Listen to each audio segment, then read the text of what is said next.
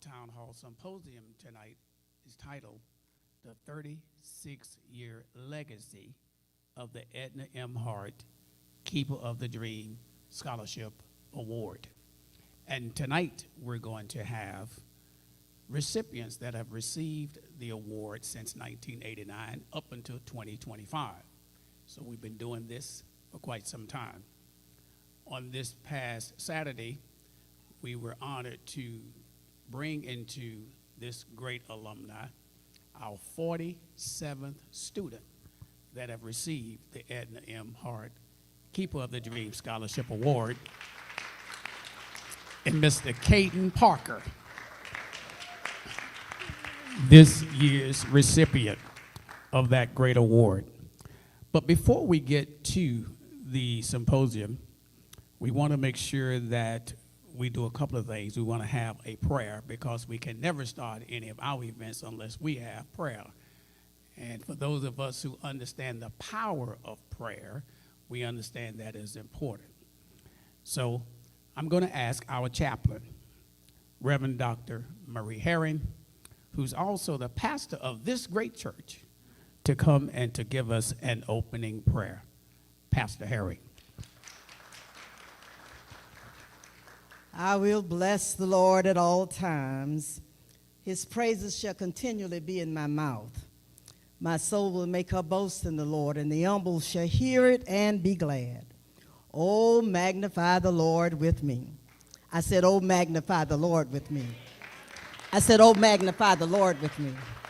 And let us exalt his name together. Oh, gracious God, our Father, we thank you. We thank you for bringing us over the dangerous highways into this present place. We thank you, Lord, we thank you for our journey now. You brought us from a mighty long way. We thank you, Lord, we thank you for our journey, but truly you brought us from a mighty long way. So God, we thank you for meeting us here at Day Spring to share information to our young people, to let them know how to enhance their lives in the future. We thank you for the Martin Luther King Commission of Florida for bringing them to Day Spring to bless our house. And we humbly submit to you today. It's in Jesus' name we pray. Amen.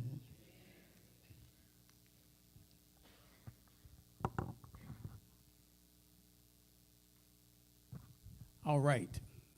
Thank you so very, very much. Justice, join us over there, Justice. Let's put Justice in the middle. She's our 2024 recipient of the Edna M. Hart Keeper of the Dream Scholarship Award. Tonight we want to have a conversation with the recipients of the award, and we want to talk about what does it take to prepare to receive the award. Over the years, the Martin Luther King Jr. Commission of Florida, we have given out over $525,000 in scholarship dollars to high school seniors. Now that's enough right now to get some praise right there.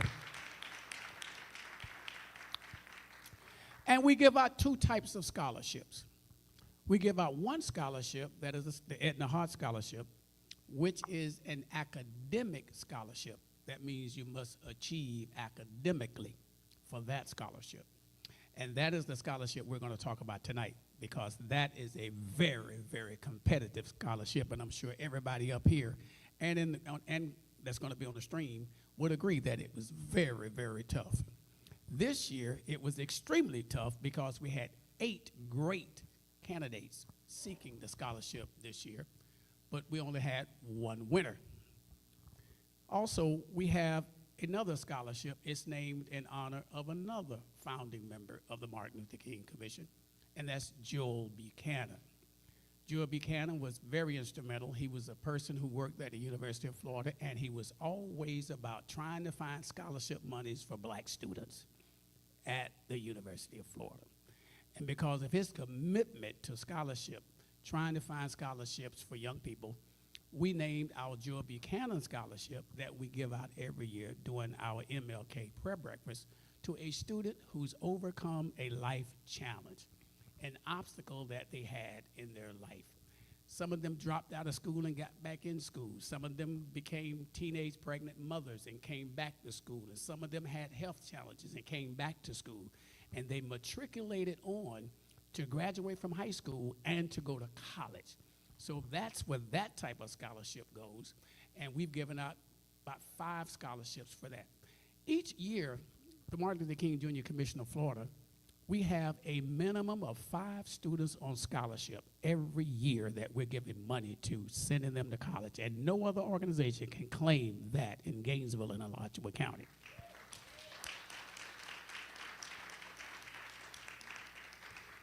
But tonight we want to talk about Miss Edna M. Hart. And I bet most of you are saying, who in the world is this lady, Edna M. Hart? Well, first, Edna M. Hart is one of the founding members of the Martin Luther King Jr. Commission of Florida back in 1983 when we got started. Ms. Hart was an educator here in Alachua County for over 40 years. Now, Ms. Hart was also my 5th grade teacher, if you can believe that. Ms. Hart will have you to believe that she taught me how to read in the 5th grade. My 1st grade teacher, Ruth Brown, who turned 90 years old last month, would argue with Ms. Hart because she said he would have never got to 5th grade if he didn't learn how to read in the 1st grade. So they will always be arguing about who taught Rodney Long how to read. But I just say thank God for both of them because I love to read. And because I was able to read, it helped me to be able to succeed in life. So that's a little bit about Edna Hart. Now, like I said, we've been giving out the scholarship for quite some time. Are we ready to play the video? Okay. But before we actually talk to the panel and have them to introduce themselves and also those who are in our green room online, we want to let you all hear from some of the students that have received this award since 1989. And so you can see what these people are doing today. Because how many of you students are here in the Alachua County school system? Hold your hand up. If you're in school right now in the Alachua County school system. Okay. All right. Good. Anybody from PK? Okay, good. PK. We got some PK alumni up here. Okay. Yeah. But what we want you to understand is at some point in time, you're going to graduate from high school, hopefully. And you're going to have to make a decision about what you're going to do with your life. All of these students here went to college. Our organization has a 100% graduation rate for every student we've given a scholarship to. We have about 10 of those students that have PhDs. Many of them have master's degrees. All of them have undergraduate degrees. So you're going to hear from some of them right now.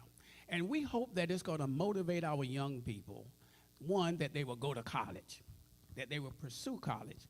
And hopefully, one of the young people in here will compete for this scholarship. Because how much money did you get this year? $15,000. Justice, how much money did you get last year? Also $15,000. So we have money to give away. So we want you all to do what you need to do in school. And they're going to tell you what you need to do in school in order to be successful. So we want to roll the tape now, and we want to let you hear from some of the students who received the award.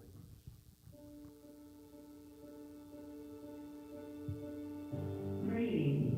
My name is Carla David Jameson. I was the first recipient of the Edna M. Hart Teacher of the Dream Award back in 1989.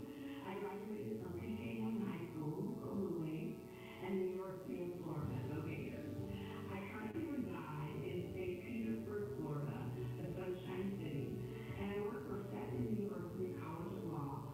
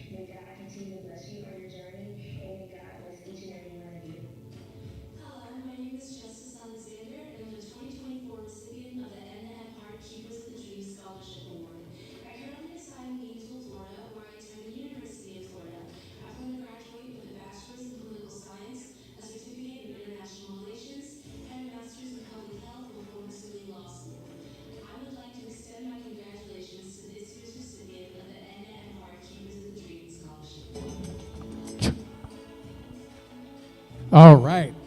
Let's give all of these Edna M. Hart, Keeper of the Dream Scholarship Award recipients a round of applause. Now, some of the young people in our audience today, you too, can be up here one day telling us your story of where you are and what you've done since you graduated from high school. And what I want the young people tonight to envision is think about what are you going to do when you finish high school. Because whatever you want to do when you finish high school, you need to start preparing for it while you're in school.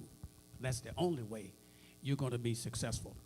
Now I want to turn to our panel that's here in the what we call our studio tonight before we try to go to our panel that's in the waiting room on Streamline.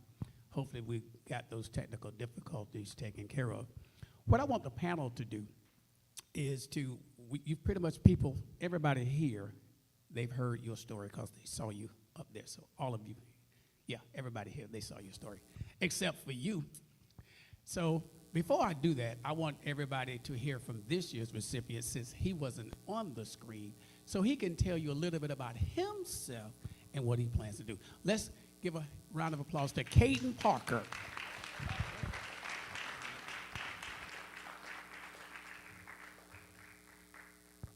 Good evening, everybody. Nice to meet you guys. So, my name is Caden Parker. I'm the 2025 recipient of the Edna M. Hart Keeper of the Dream Scholarship. I currently attend Santa Fe High School and plan to go to Morehouse College upon graduation.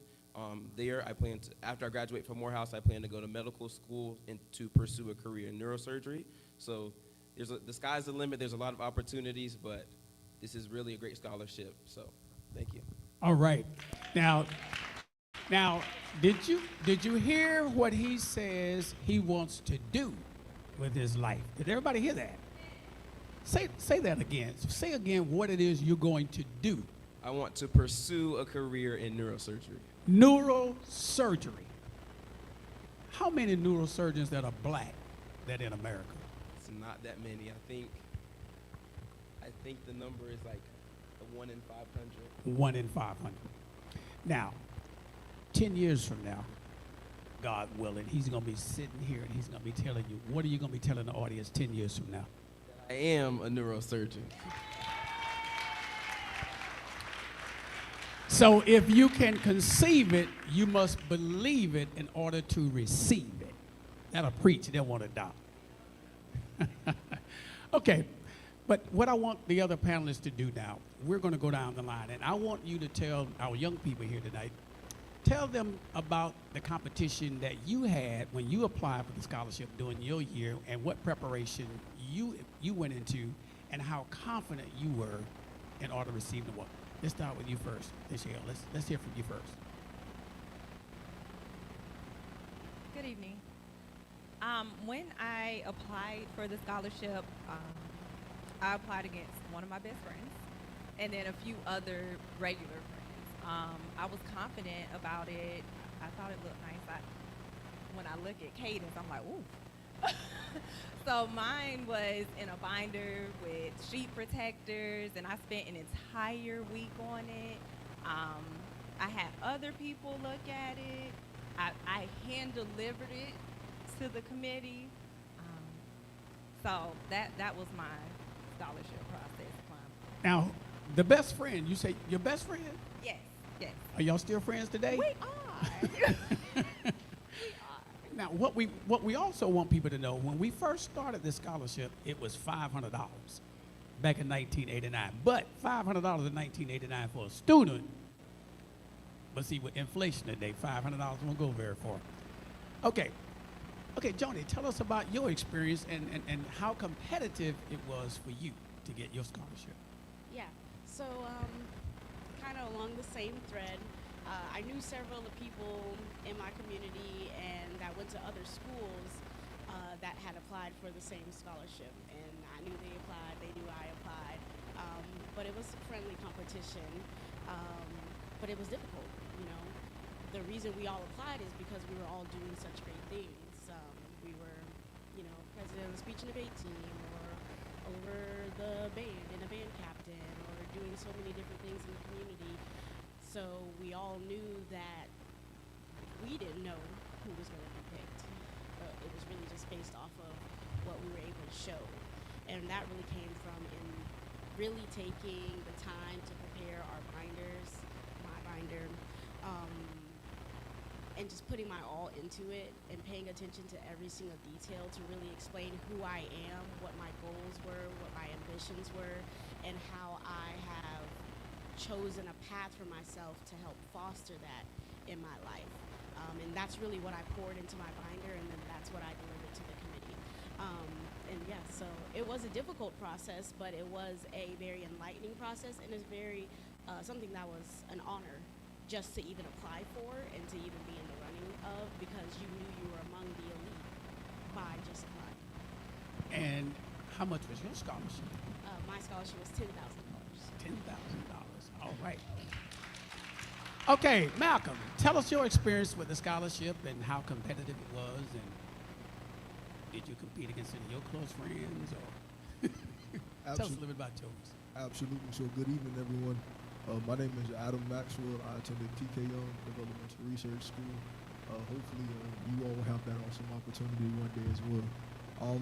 I found out about the scholarship while I was in the school advisory committee meeting. Vice President McGraw actually was our president of the board, or leader of the board at the time. I was student body president. And during one of the meetings, I want to say it was in October, I happened to be in one of the meetings, and during member comments, she mentioned this Edna M. Hart Keeper of the Dream Scholarship Award. And actually, this was my very first scholarship award ever. So I thought about it, and I said, you know what, I probably do need some money to go to college with, so let me apply. Let me apply myself to the process.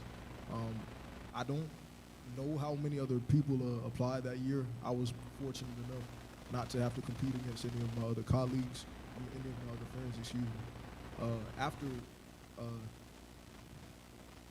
that's what I'm supposed to talk about, preparation, sorry. Preparation for the scholarship. It's quite difficult.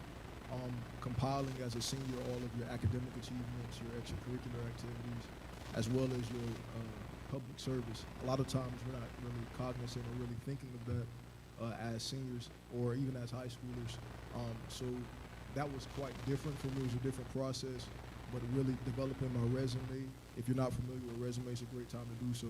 So I started working on my resume, compiling and really putting in one document different things I had accomplished, different things I was doing.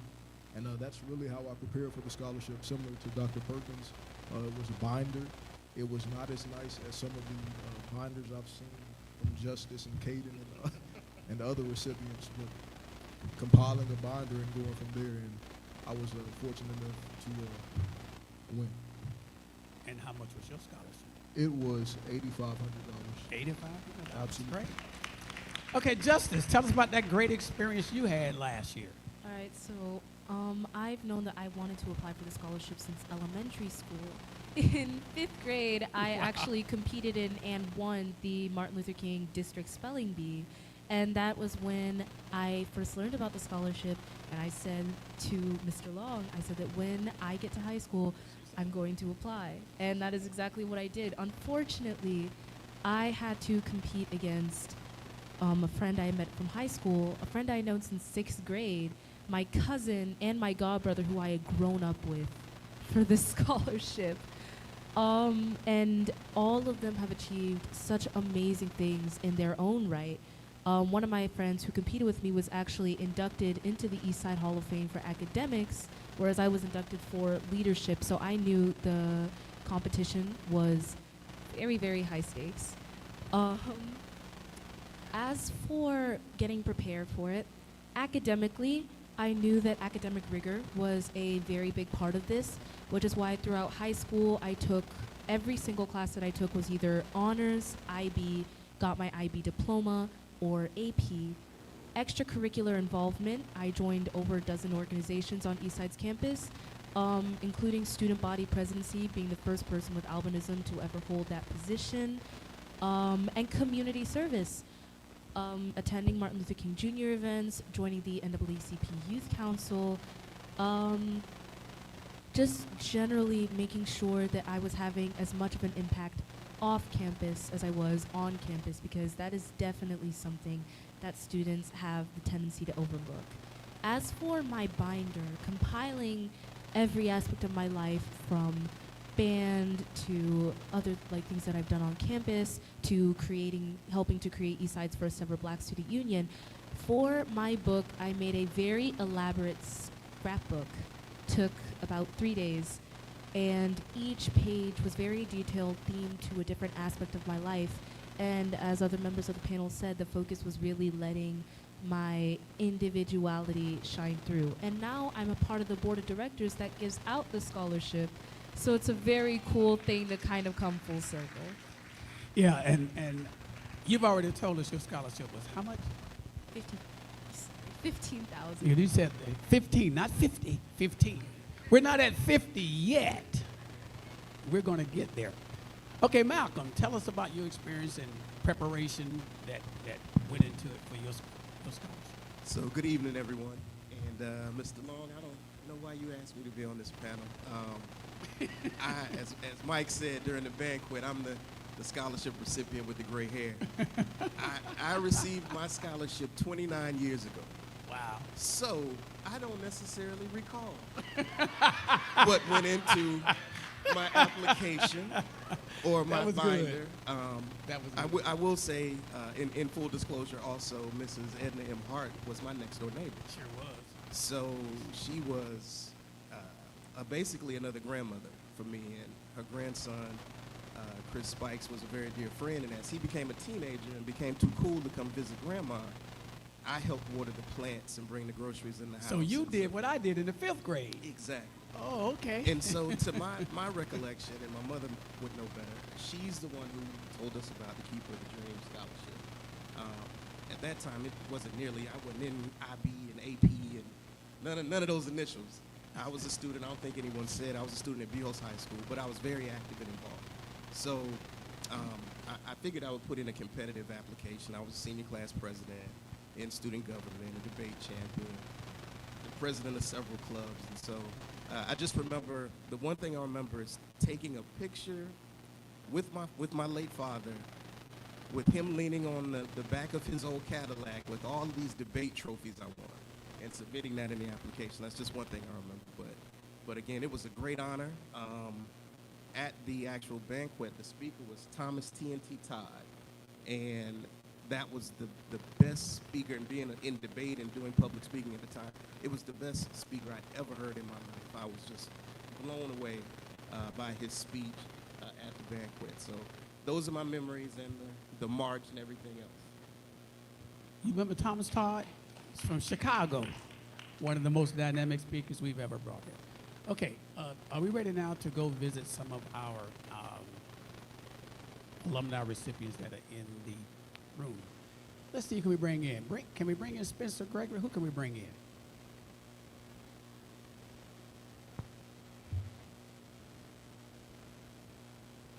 Can we add any of them to the stage? Okay.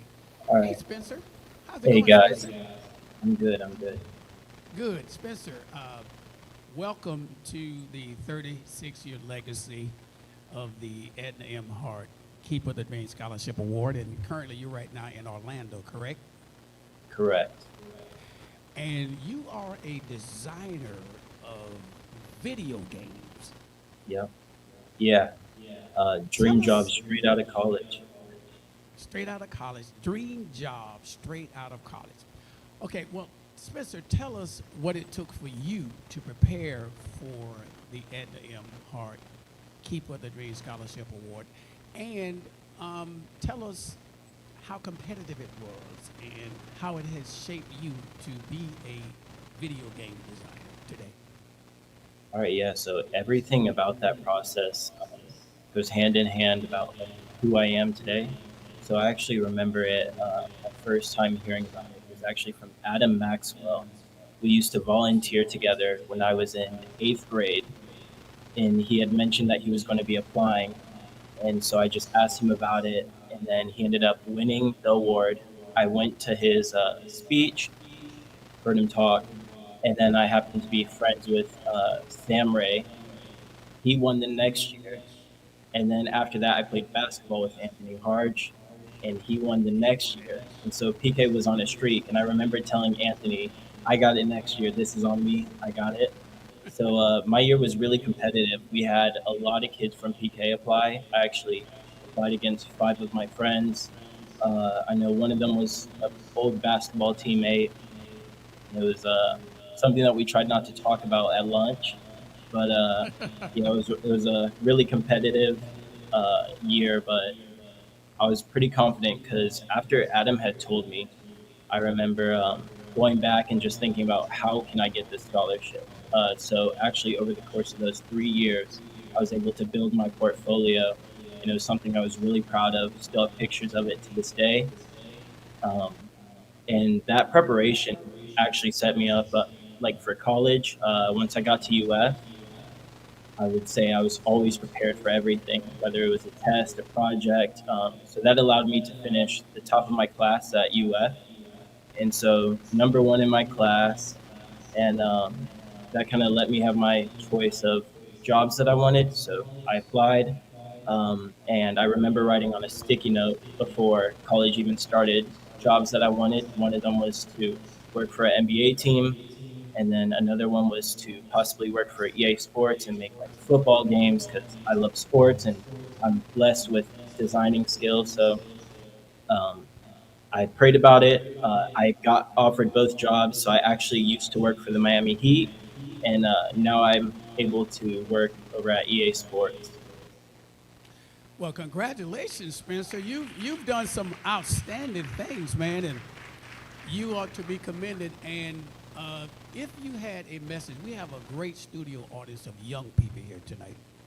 And what would be your message to the young people here tonight about preparation? I heard you say that a lot. What message would you tell our young people here tonight to be able to prepare for their, as you stated, dream job? Like our current winner just said, the sky's the limit. Anything that you think is possible, you can do. Um, that's all I have to say. Everything I've wanted to achieve, I've been able to achieve, and I know that's through Jesus, and that is through preparation. And so all things are possible. Amen. Uh, Tell us how much your scholarship was when you received it. I got 7,500. $7,500. Well, that was good. Good money back then, huh? It was. Not as much as you're making as a designer for EA Sports and stuff, but Wouldn't be it able help to do you it without you. Well, good. Hold tight. We're going to come back to you. Let's bring our next studio guest in. Let's bring Arnetta in. Arnetta Haywood in. Is that Arnetta? That looks like Arnetta. Hey, Arnetta, what's going on with you? Hello, good evening. How you doing? Doing wonderful, thank you. Good. And I'm sure all is well. You're down in Orlando, correct? Yes, sir, I am. I am. Great. Well, did you get the opportunity to hear all the great speech from all your alumni students and all the wonderful things they've been doing and how competitive their scholarship was when they got it? I did. I was listening very intently, and I tried. I was kind of like Malcolm, though. I'm thinking back. I don't know. I was 1994, so that's a really long time to remember. I can't really think back that far as preparation, but yeah, a lot of great things that the recipients have done over the years to prepare. It's Well, amazing. tell us a little bit about how you prepared and also how that preparation prepared you today to be successful in what you're doing. I think for me, because what I do now has a lot to do with presentation styles and a lot of facilitation and a lot of speaking. And I think what I remember most about being prepared once I did receive the award actually was preparing for the speech and preparing to speak downtown and where it used to be downtown, right in front of the old library, I believe it was, right down there, and Yes. everyone was outside. Everyone was kind of just standing around on levels and on walls and just kind of standing around. And I just remember preparing for that speech. And I had heard over the years, because as a child, I attended every MLK event once, when the commission started doing events year after year, I attended everything, the march, the everything. And I remember I listened to the speech, Dr. Martin Luther King Jr.'s speech over and over myself. And so I about had it memorized if, I could pretty much say it like with him, going along.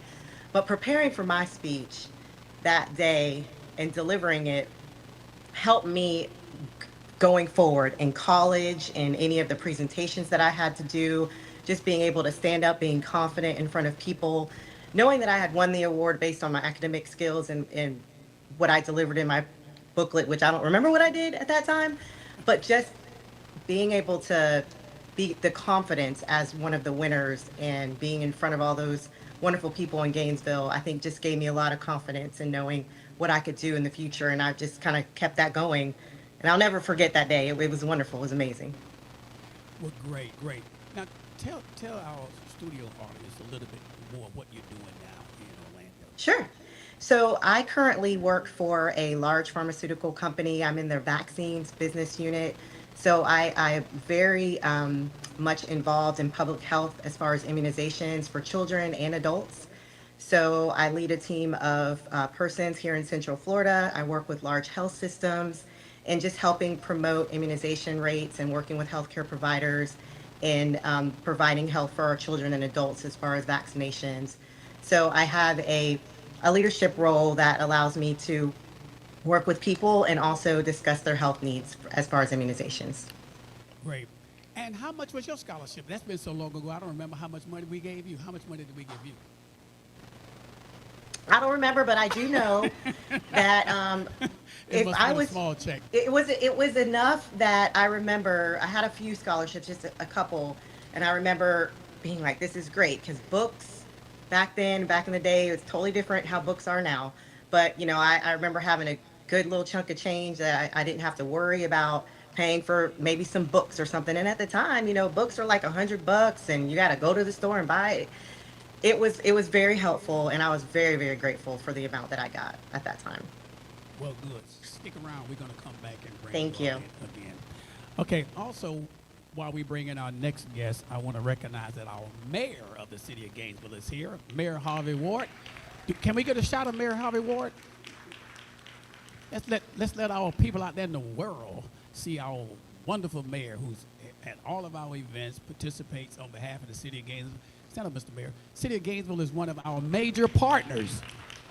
City of Gainesville, one of our major partners, and the City of Gainesville has been partnering with us for 41 years in King's celebration in this community. And Mr. Mayor has continued a legacy through the manager and all of his people, and John Alexander, Mike Powell, and all those people who they allow to specifically work with us to make sure that the events we do are successful. Thank you, Mr. Mayor, for coming out. I'll see you Friday night at. Oh, great! I'm following your example too, Mr. Mayor. Okay, let's bring our next person in who's in the studio, and talk a little bit about that person. And we're going to also, as a part of our tonight's discussion, we're going to have a Q&A with our young people, because this is what we want you all to do. Any questions that you may have with any people who've been to high school, who've been to college, who left college, any question you want to have, no question is out of bounds. So we want you all to feel free to do that. So who are we bringing into the studio next? We got everybody? I see Taylor Hill Miles. There's Taylor Hill Miles. Taylor. Hey, Taylor Hill Miles. How are you doing? Hello, I'm doing good. How are you all? Great. Have you made it back home? I am. So I'm back in school in Los Angeles at USC. USC, Los Angeles, California. Well, you be safe out there. Our prayers goes out to all of the people who are in Los Angeles right now who are experiencing this very, very awful tragedy that's out there. But Taylor, you've heard the conversation from your alumni, right? And talked about Yes. the process and all those things. Tell us a little bit about the process you went through, how competitive it was, how you prepared for this scholarship, how long you knew for a fact that you were going to be competing for the scholarship and all that. Tell us a little bit about that.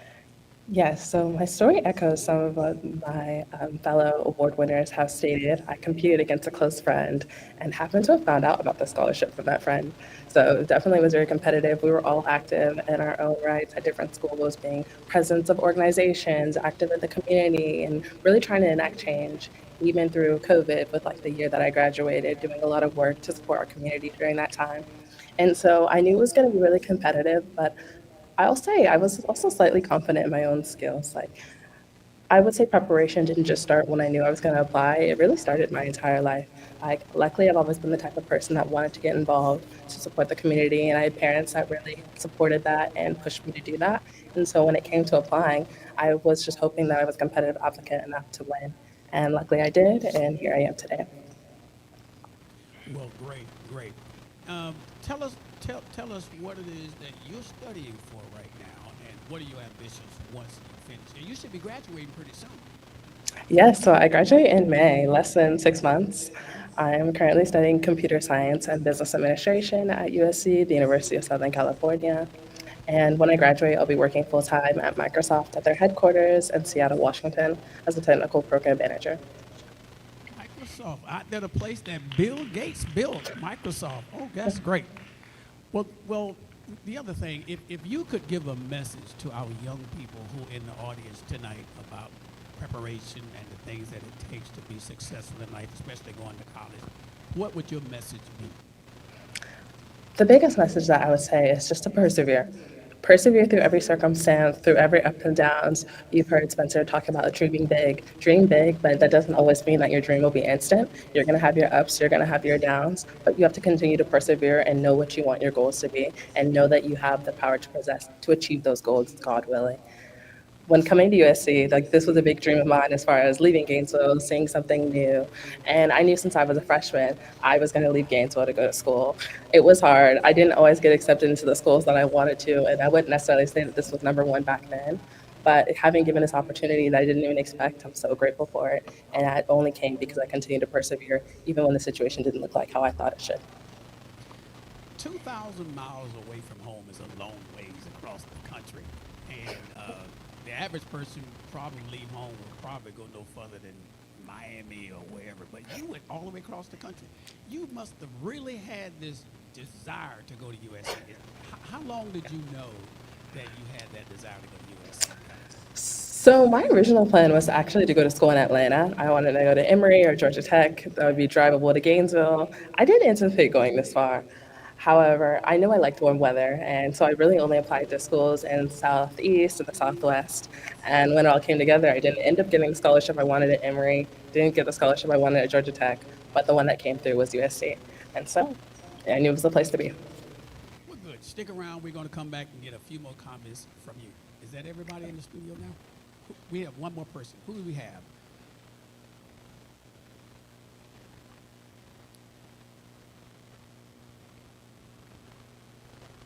And also, young people, I want you all to be preparing those questions, because we're going to come to you all next. We're going to talk about some, we want to have some interaction with you all and our studio guests. Okay. All right, well, good. So what we'll do now, let's go out here and talk a little to some of our young people. We want to bring them in, so if you can follow us on the camera here, we're going to go ask some of our young people. Now, the reason I asked my good brother, thank you so much for bringing him in. Thank you so much. Mirror Image Learning Academy, Leadership Academy. These are our scholars. These are all the scholars. It's so good to see brothers here, my young brothers. It is just wonderful to see so many of you all here. And I know all of you all have aspirations. Where's Charlie Jackson? Did you leave? Okay, we also have, don't we have some brothers here from Project Manhood, the foundation? Okay, there's some on the front row. If you're from the foundation, hold your hand up. All right, okay, good, great. Okay. Now, you all see these students up here. Now, they're no longer students now. Well, some of them are. 2 of them are. The rest of them are out in the world now, being successful. But they were once high school students. You all are going to be high school students very soon. Anybody here in the 9th grade? Oh, you're in high school now. Okay, good. Okay, so 9th graders. Okay, I'm going to go talk to a 9th grader, because you should be preparing right now for what you need to be doing. Okay, 9th graders. You say you're in the 9th grade. Tell us a little bit about what you want to do in the 12th grade, and what are you going to do after the 12th grade, because now is the time. And I want you to be able to ask any of these people up here who've been through it what it is that you need to do to prepare for it. Can we do that? So I attend Eastside High School, and go Rams, go Rams. When I get in 12th grade, I hope to have a better understanding of what I want to do, because currently I know I want to do business. I've always been told not to work for anybody, always work for yourself. So I know I want to do something in business, but after college, I hope to get a degree in something that will help me further pursue that and help me better expand. You sound like you already know what you want to do. Who else is in ninth grade? Come on, ninth grade, stand up, man. Tell us what you're going to do when you finish high school. My name's Jermaine Roberts. I go to Eastside. And probably like after 12th grade, I'm probably going to go to college. But I don't fully know what I'm going to do.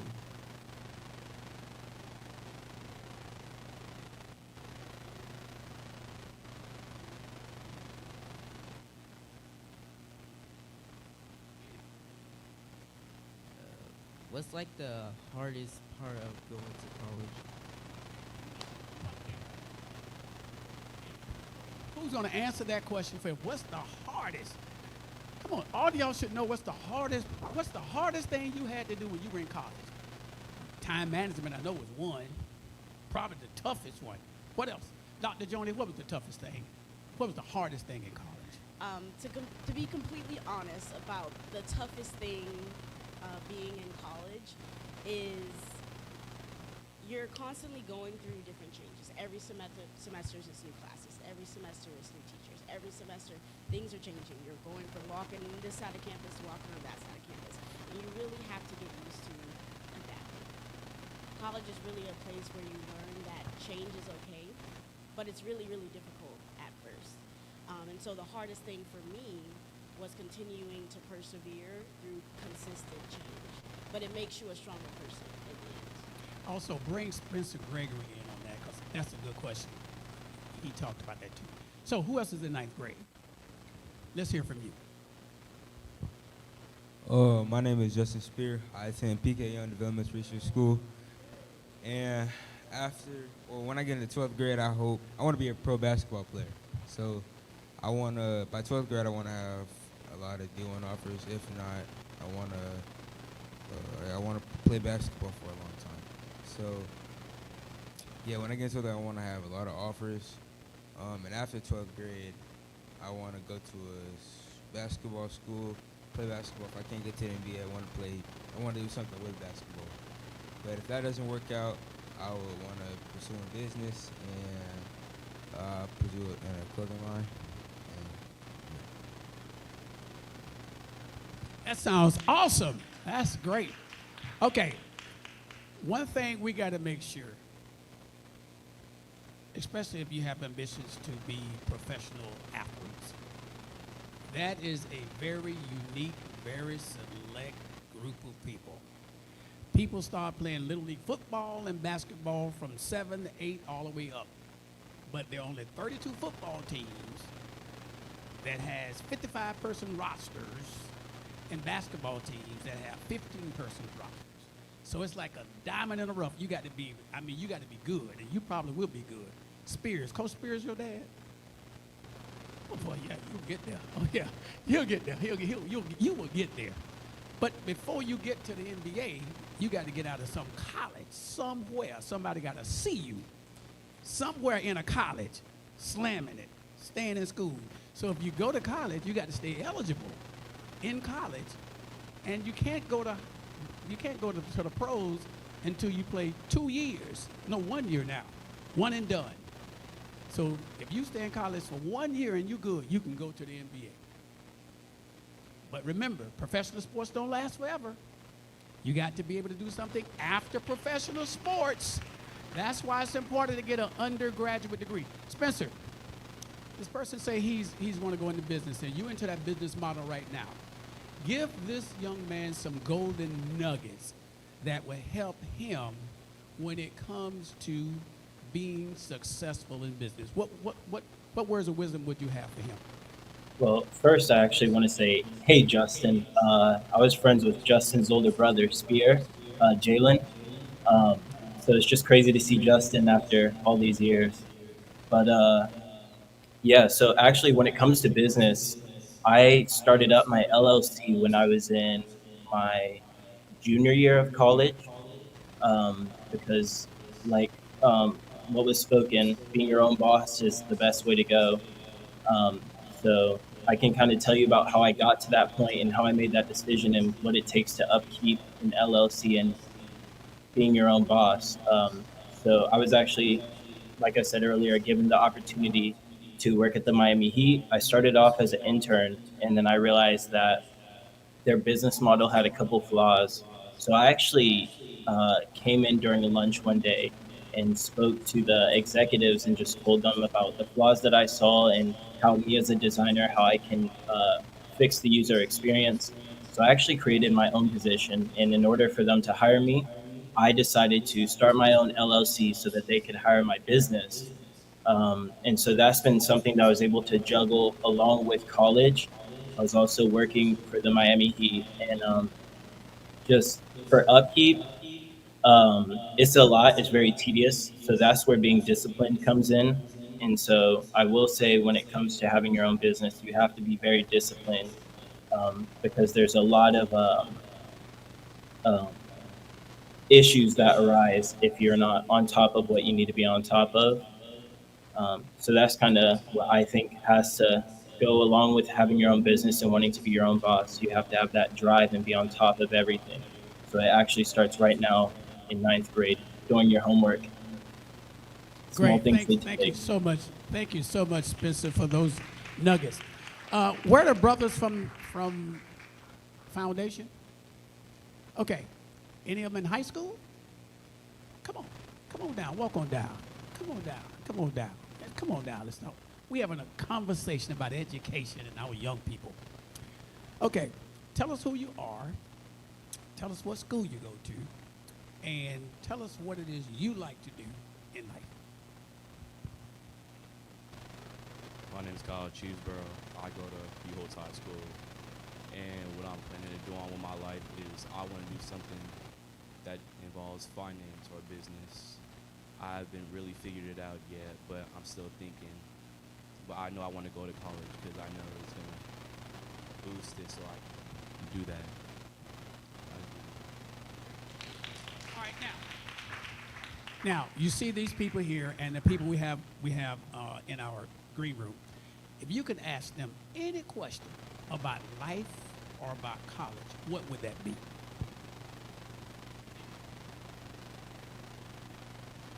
Where there are a lot of distractions. Okay, you can have a seat. Justice, you take that first. Any distractions, Justice, while you were in college or high school? Absolutely. Preparing for high school, it was really interesting because there was an expectation for getting this scholarship and for going to college in general, especially because I've known for my entire life I want to go to UF. UF is an incredibly selective school, and I knew that I needed to have an incredibly strong resume in order to make my case for it, especially as an Alachua County resident. And it was really difficult to not let the extracurricular activities I was involved in, especially the more time-consuming ones like band and student government, distract me from my work. I did those things. I participated in things like chorus and theater, and while engaging in that, I had to make sure that I kept my eye on getting my work done. And I struggled with that. Admittedly, the reason I'm able to deal with time management in college now, and I'm not finding it to be much of an issue, is because I jumped that hurdle in high school doing collegiate level work in the IB. So that's the thing. You want to do things that help you grow as a person, and you want to do things that can really help you build your resume and make you more appealing for scholarships and colleges, but you also cannot let that distract you from getting to the point where you can walk across the stage. Somebody else, I know all of you, those of you in high school. You in high school right now. What are the distractions that could come about when you're in high school that could distract you from getting prepared for college? So one thing I wanted to say, I definitely love your question because that's not something that a lot of people ask. but distractions start in middle school. They start your freshman year of high school. And one thing that I learned, like the day I walked into ninth grade, there's going to be people in your classes, there's going to be people that you're friends with, there's going to be people that you see that don't have a plan for the future, that don't want to strive or aspire to be something, create something, or want to do something. So what you have to do now, you have a plan, so you need to surround yourself with people who have a plan as well. And right now, I know my ninth grade year, I knew that I was disciplined, and I would do my homework, and I always had good grades. I didn't know what I wanted to do yet, but the people that I surrounded myself with and the friends that I had, they didn't really have a plan for their life and didn't really push me or push themselves towards something better. So one thing that I will say as encouragement, you have to have the courage to do it by yourself, the courage to keep going, the courage to stay committed even though everybody else around you may not be doing the same thing. So that's my biggest advice. Great answer. Good answer. Anybody else want to share about distractions? Arnetta, 1994, I know you didn't have any distractions, but what are some of the things, Arnetta, that you would share with people here in our studio audience about distractions? What are some of the things they need to be careful of or aware of? I was listening to what Caden said, and I was just nodding my head because he just nailed it.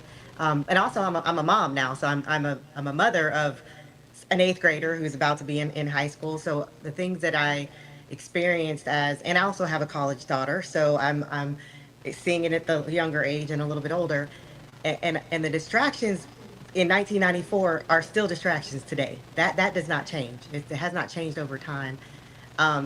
There's going to always be events. There's always going to be things that you want to do. You're going to have to make choices. You're going to have to maybe miss some things. If you want to get to the end goal and be successful, you may have to sacrifice some of those things that maybe some of your friends are doing. It doesn't mean don't do anything. It doesn't mean don't go to any parties. It doesn't mean don't go, have fun with your friends. But what it does mean is that you're going to have to make some sacrifices if you want that long-term goal of being a business owner, of completing college at the top of your class, whatever that may be, so that you can get your dream job. You're going to have to make some sacrifices. So just being able to juggle the distractions that will come, and those that don't have that goal like you do, like Caden said, there's going to be those friends that are going to not care. You have to care, and you have to be able to put aside those distractions and keep yourself focused on your goal for yourself. Thank you so very much, Arnetta. Mhm. Okay, we're getting ready to wind down. Any other questions from our young people in the audience, or anybody in the audience of any of our panelists that are in here? Or, yes, sir. He goes to Santa Fe High School. Question? My question would be, what motivated you to continue to work through problems that you faced through high school and college? Let's go Adam, then Justice. Adam? Great question, by the way. What motivated me was remembering my why. So a lot of times we get caught up in our what we're doing, how we're doing it. But remembering your why, I had some health challenges in college actually that no one knows about. But remembering my why to press through, to become what I wanted to become, to attain what I wanted to attain, to be where I wanted to be. So I think the greatest thing to remember is your why, to persevere through challenges. Okay. Justice? I have a couple of reasons. The first is I've known like my entire life that I consistently kind of beaten the odds, because being born with my medical condition, albinism, the doctors actually originally said that I would not be able to learn and would basically be developmentally disabled for the rest of my life. As we can see, praise God, that is not the case. Amen. Wow. So from the get-go, I knew that I had a greater purpose then, if God saw fit to give me the abilities that he gave me. The other motivation is my family. I look at my parents, and especially my father, because one thing about my father, he came from a lot, and looking at how he strived to overcome that to get to where he is today, he would always instill in us the importance of dedication, of discipline, and of education. And I knew that I had a duty, and I wanted nothing more than to make my parents' sacrifices worthwhile, which is why I continue to work hard today. And they're my siblings as well. I'm the oldest of 4. And I know that my siblings, especially my younger sister who has the same condition as me, I know that they all look up to me, and there is that expectation to set the bar high. And then there's also my community, looking at people like the commission and how they have invested in me and supported me all these years and continue to do so. If these people have this amount of faith in me, then I am determined not to let them down. Amen. Great, great, great response. Okay, I want to go to the green room and see can we bring on Dr. John Green. Can we get Dr. John Green in? Can he give us his video? Can he go live and share with us? Dr. Green. Hey, yes, sir. Dr. Green. Hey. What's going on, Doc? Hey, Commissioner Long. How are you? I'm well. You working late tonight, Doc? Something like that. Okay, Dr. Green, we appreciate you joining. You probably had clients, but we appreciate you getting on the call. Dr. Green, I think we've already had a little bit about your bio, because in your greeting we played that earlier. But you are an independent business owner. Tell us a little bit about your success, and also how did the scholarship prepare you to become successful? And tell us a little bit about what it is you're doing every day in your practice. Right on. Well, first I'll say thank you for allowing me to share a bit. I am an endodontist, so I'm a specialized dentist. So what that involved, I went to dental school and then did 3 years of additional training to become an endodontist. I took another scholarship while I was in dental school from the U.S. Army, the Health Profession Scholarship Program. And I worked active duty as an Army officer for 12 and a half years. When that time came to transition, I actually was looking for a job, and it was in the peak of COVID, and there were none. So fortunately, I had the financial savings and the fortitude to jump out and buy my own practice. I will admit it was scary, but comfortable decisions aren't necessarily easy ones to make. And it's been extremely beneficial. But, you know, being a business owner, you have to be a clinician and juggle payroll. People want to get paid. They're not working for free. Interact with referrals.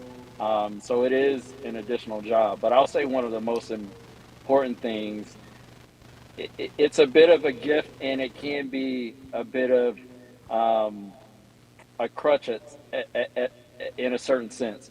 People will tell you that, hey, I always knew you'd be successful. That's great, but that doesn't get you past those scary moments.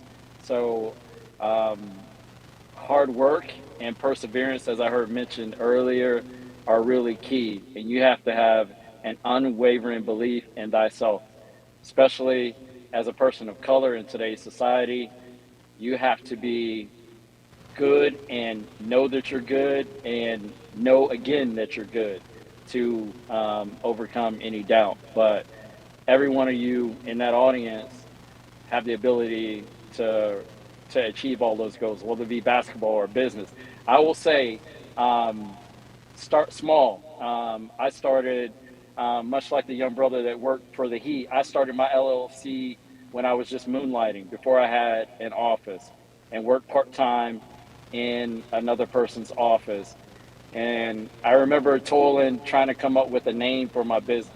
It's like at some point you just got to pick something and do it and get going. So the name of my business is actually John O'Green II DDSPC. Hold on a second, I'm on a call. You're in real time, I can tell. Right, I'm a real parent as well. So, but yeah, I won't prolong the time, but I will offer my contact info to anyone that's interested. I love to talk one-on-one.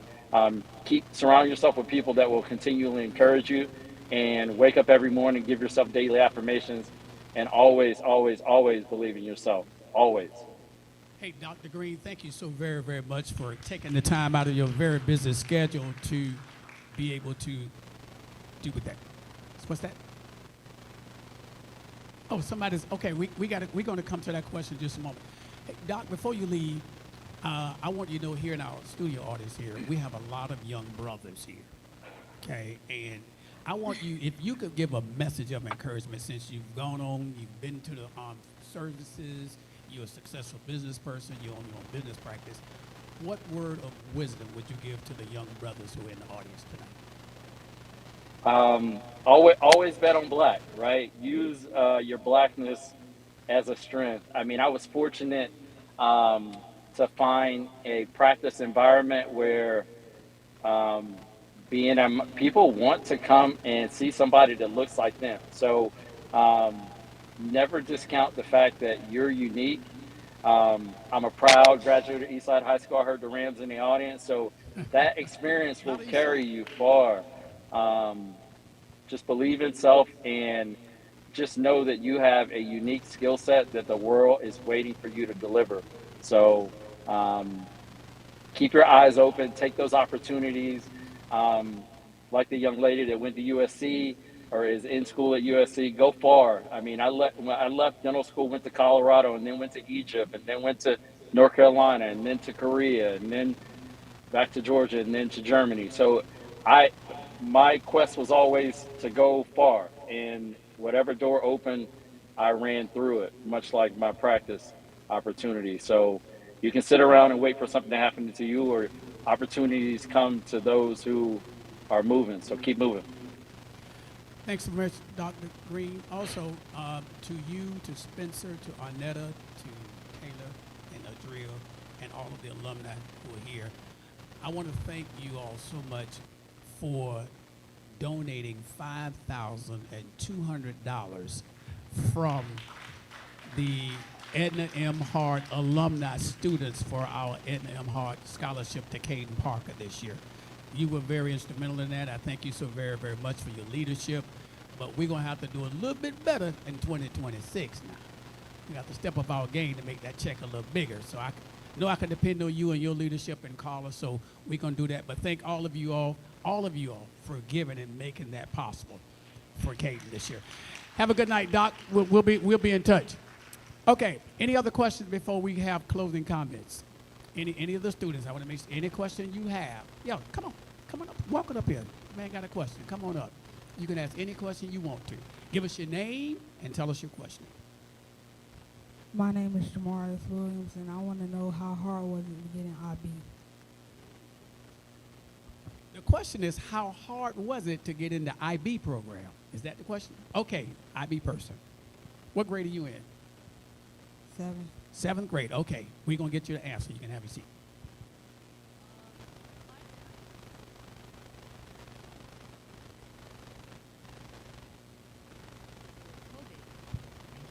I entered high school in the year of COVID, so the expectation was slightly different. But in middle school, it is all about grades. Staying on top of your grades, not having any disciplinary stuff on your record. I believe a 3.5 or anything higher than that is considered good enough to get in. Getting into IB, as long as you are a good student and you don't get in trouble, you're dedicated to your studies, isn't as much of a battle. It's getting in IB and managing the work. That's where the real fight begins, but I believe you can do it. Okay. All right. I don't think.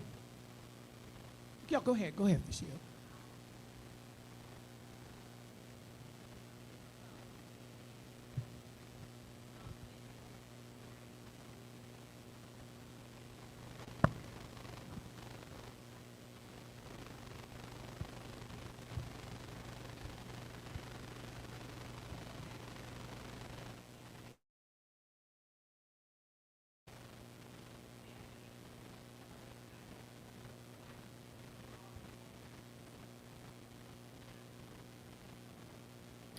You want to also tell them the other job that you have and the things that you do? Tell us about that great work you do at the University of Florida.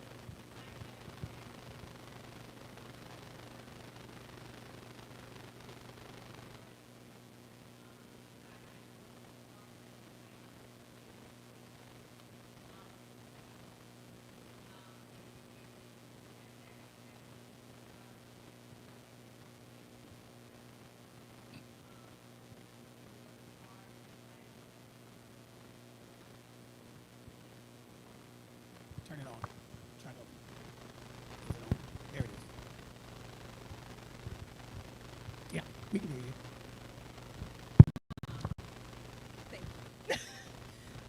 And it is a 6-week program over the summer where students interact with the University of Florida campuses. We tour different colleges, we talk to different professors, and then on the last week, they stay on campus in a dorm and they experience college life.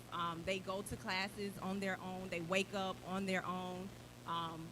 We have buses to go on field trips. If you are not there, you get left. They get paid a stipend to be in that program. They have tutoring on site.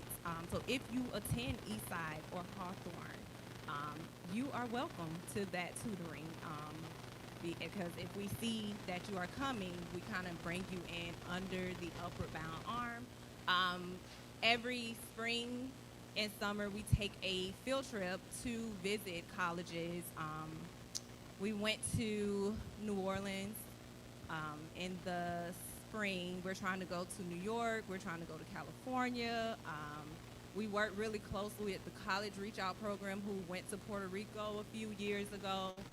So it is a great program. I'm an academic coordinator, so I'm over the grades and picking classes and matching people up with their teachers. Great. So if any students here want to have that experience, by all means do. Okay, we had a question from a person online, and it was for one of the engineers. I don't see Benjamin on, but maybe Spencer can take that question, perhaps. Let's see if we bring Spencer in to see if we get Spencer to take the question. I did not see. Okay, what was the question? We have a question. JW. Oh, he's watching online. Okay.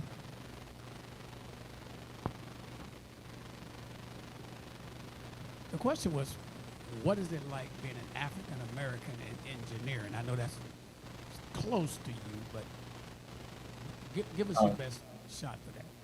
Well, I actually had a lot of friends in the engineering program. There's not a lot of African American men on UF campus, so we all tend to stick together for the most part. But I was the only African American man in my program, and I know that was the same thing for a lot of people. And I will admit there is a little bit of pressure because you know everything that you do, everyone's looking at you, and you represent a whole group of people. But I'd also say it's very uplifting because what you do, like I was friends with a lot of people that were younger than me or older than me, because there were older and younger people that were like me. So you do get very close knit with other people that look like you and that experience the same things as you. But it's not a bad thing at all. I'd say it's very good. It's a blessing because you just get so close with certain people, and I have lifelong friends now. So it's not something to be scared of. Thanks, Spencer, for that. Any other questions before we close from our young people? Okay, what I want to do is I want to go to our people who are in our green room and ask you to give a brief closing comment and some words of wisdom to our young people here in the studio. Let's go to Arnetta first. Arnetta, thank you for joining too. I'll be brief. I just wanted to say that, all of the young people in the room, you all are making a great start just by being there tonight, just by showing up tonight and sitting and listening and hearing. If you heard anything, if you heard any nugget, anything that inspired you, I'm sure you heard at least one thing. Just know that you're all great, and we're really proud of you for taking the first step. If this isn't your first time here, and just knowing just to stay encouraged, keep good people around you, stay encouraged, and definitely keep the dream alive, because what we're celebrating today, it's been going on for years and years. Are a product of that and continue this legacy that we are all living. So just we're proud of keep the dream alive. Thank you so much, Arnetta. Thank you for all that you've done and all that you're doing, and you keep the dream alive as well. Dr. Green, let's bring Dr. John Green in. Dr. Green, you're still with us. Give us some parting words of wisdom to our young people here tonight in the studio.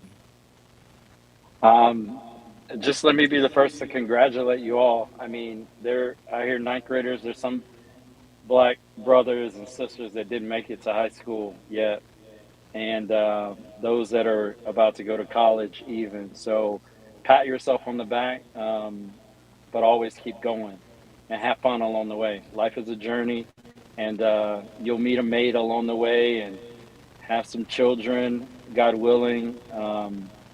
But go to college, have fun, join a fraternity, make some connections, but have a good time, and don't forget to give God the glory. Amen. Thank you very much, my good brother. We will be Yes, in sir. touch. Yes, sir. All right. Likewise. Spencer, you want to give a few words of wisdom before you leave? Spencer, can we get a couple more good words from you before you sign off? Yeah. I mean, everyone else just kind of hit it, but just give everything your all. That's what I would say. It takes you a lot further than you can imagine. Going at everything with 100%. You never know what's going to lead to what. You never know what connections are going to lead to what. So just always try to have your best impression. Yeah, give everything your all. Thank you so much. Best of luck to you. Be safe. Thank you very much, Arnetta. Thank you very much, Adria. Thank you all very much in our green room. Let's give all of our people in our green room a round of applause. Thank them very, very much. Now let's go back to our studio. We're going to start over here with Malcolm. Malcolm, in some closing words, what words of wisdom and parting comments would you give to our young people here in the studio? Well, I mean, to echo the sentiments of everybody else. It's great to see you young men. You're doing the right thing. You're in a great program. You're being mentored by great individuals. I would just leave you with one nugget. Every morning when you wake up and you look in the mirror and you brush your teeth, lead the person that's looking back at you. If you can be a leader of yourself, stick to the path and persevere, you'll be okay. You're going to stumble, you're going to fall, you're going to doubt yourself sometimes. But as long as you have confidence in the person that you see in the mirror every morning, and you continue to motivate that person, you'll be all right. So stay in it, stay in the fight, don't quit, don't ever quit. That's this new thing y'all do is quit. Don't quit. Keep working hard. And it's great to see you all. Thank you so much, Malcolm. Justice. Step mic, there you go. What parting comments would you give to our studio audience? I'd like to start off with a quote from my father. He said this to me once. At the time, I had the grades, but I hadn't really done anything of substance yet. I hadn't really gone out and done things on my campus or in my community. He said to me, knowledge itself is not power, but the application of knowledge is power. You all just being in this room, middle schoolers and high schoolers who have just started on that journey, that tells me that you all have the knowledge, you all have the ability, and you all have the initiative to do whatever you aspire to do. Take that motivation, take your abilities, and use them towards that goal. Use them to make an impact in your community. Use them to take initiative. And as long as you do not quit and you keep your eye on the target, each and every one of you will go far. Thank you so very much, Justice. Adam? Absolutely. It's good seeing everyone tonight. What I would leave with you is hard work beats talent. When talent fails to work hard.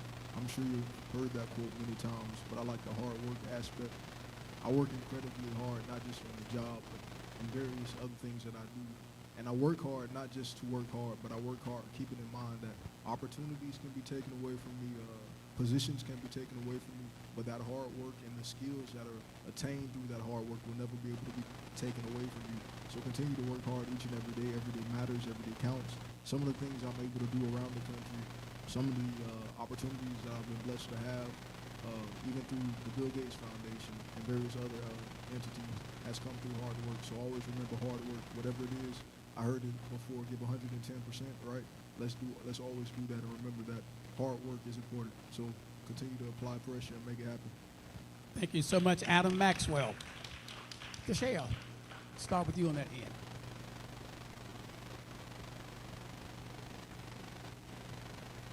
I would just say advocate for yourself. Don't be afraid to talk to people. Ask for help when you need it. Surround yourself with positive people. And I think that's about it. You all just being here shows that you are that much above your peers because you are here. Some of you all spoke up already in front of a crowd of people. So use your voice. Thank you so much. Dr. Perkins. What I want to leave you with is to always remember that you are different, and that's okay. That's what makes you special. And it's not easy. It's not easy to not go along with what other people your age are doing. It's not. But when you find your community, wherever you go, whether you're off in college, whether you're off playing sports, when you surround yourself with positive people that are on the same path as you, it makes it a little bit easier. Because you can't give up. I'm sorry, it's not an option, okay? Because giving up is giving up on all of the work that it took to get you to that point, and it's also giving up on everything that you could have been if you just stuck with it. So you have to continue to stick with it, and even if you don't find your community, know that you have a community here in the city of Gainesville that loves you, a community that has seen you here tonight, and I remember you. I remember your faces, okay? So know that Joni Perkins is rooting for you, because even when I didn't even know that the people back home, not many of the people in my neighborhood went to college, right? I don't come from an affluent neighborhood. All of my friends were back home when I was at Florida State. And I didn't have the time to keep up with those relationships. But when I would come home, everybody knew my business because they kept up, because they loved me, and they wanted to see that success in me even if they couldn't have it for themselves. So people are watching you, and people want you to succeed. So just keep going. Thank you so much, Dr. Perkins, for those words of wisdom. Caden? One thing that I'd like to say is you need to know that it's possible. And everybody sitting up here tonight, everybody that you heard speak, is a testament in knowing that the dream is possible, that success is possible. And whatever you're interested in, whatever you're passionate in, watch a documentary about it, watch a video about it. See like African American people who are doing that thing, because there's not going to be a lot of people that broadcast it.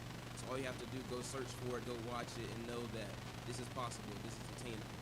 So don't let what you may see or may think hinder you from your growth, from your success. Just keep searching, keep on pushing, and let those different avenues pour insight into you, pour encouragement into you, pour motivation into you. Thank you so much, Caden. Let's give all of our Edna M. Hart Keeper of the Dream Scholarship Award recipients a round of applause. This was a great panel, great discussion. It's going to be great. We want to thank all of our people who made this possible. We want to thank Dr. Jacqueline Hart, who's the daughter of Edna M. Hart, who couldn't be here this evening. She got ill today, so she couldn't come. But we thank her for making this possible through being our corporate partner. We also want to thank Reverend Dr. Marie Herring and great members here at this wonderful church for giving us this platform. We want to thank the good brothers, the young brothers. Stand up. Let everybody see y'all. Miriam, stand up. Let's give these brothers a round of applause for coming out tonight. These are our future leaders right there. Mirror image. Our future leaders right there. All right. Thank y'all so much for coming out. We appreciate y'all bringing them out. You can have a seat. We're going to have some free refreshments for you all. Where is Manhood Foundation? Stand up, brothers. Anybody? Stand up. Let's give them a round of applause, too, for coming out tonight.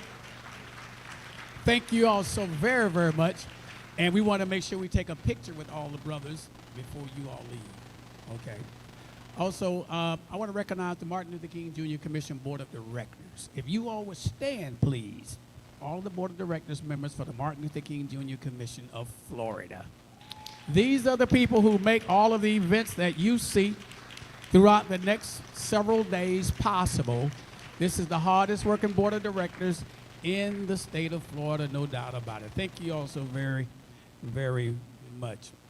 Also, we do have more events throughout this week. Our next event is going to be on this coming Friday, and it's going to be downtown at Bodette Plaza. We're going to have a free jazz concert in honor of Stephen P. Mickle, and the group performing is going to be the When Gospel Meet Jazz Band. We encourage you to come out to that event.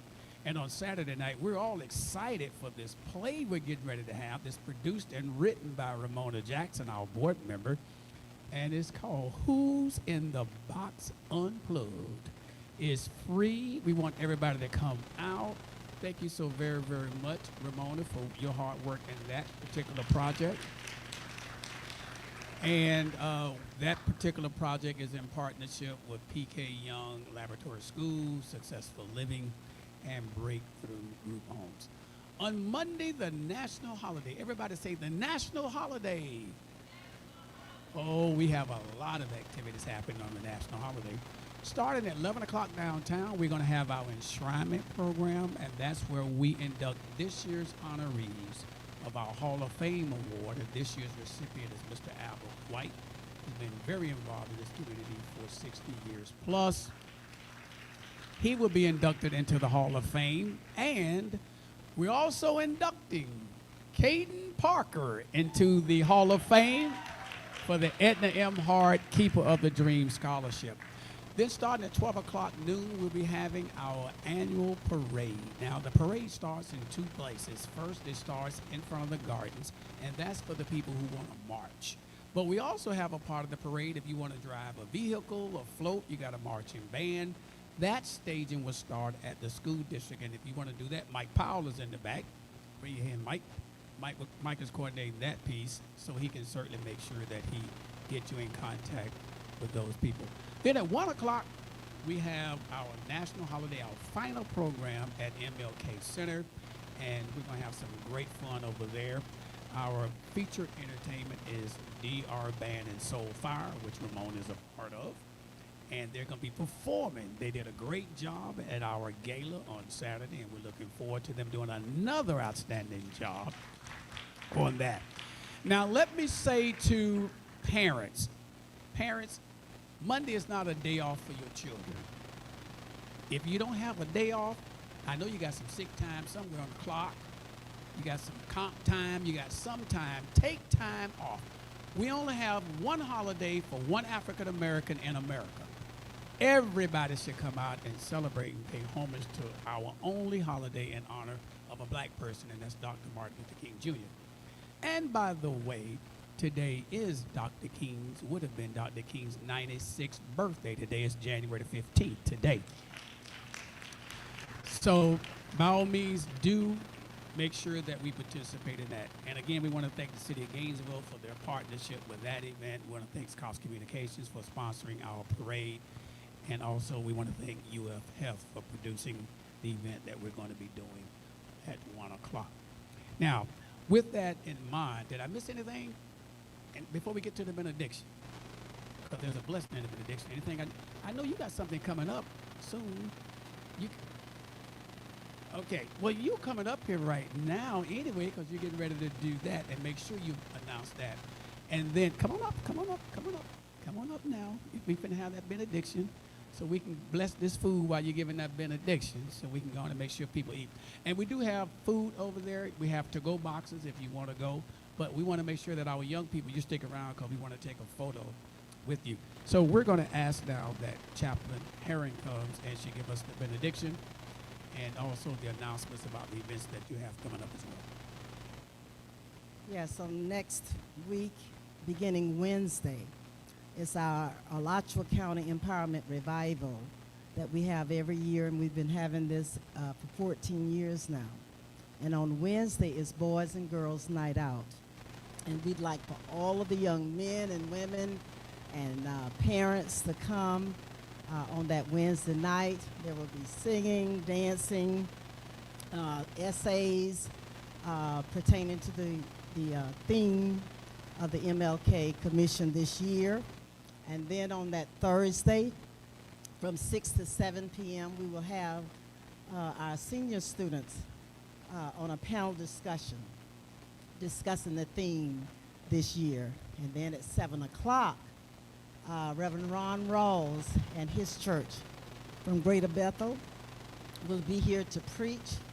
And then, of course, on that Friday night, the Empowerment Revival Choir will be singing, and Supervisor LaShawn Young will be our speaker. So it doesn't stop Monday. It continues, so we'd love for you to be with us. Also, I was told to announce that we want our young people to get their boxes first, and then everybody else after them. Amen. This is my favorite event. Every year, because you learn so much from the panel. And I know the young people, the young boys especially, that are here. By the way, your president, I taught him at Eastside High School, and that's Greg Bradley. So tell him I said hello.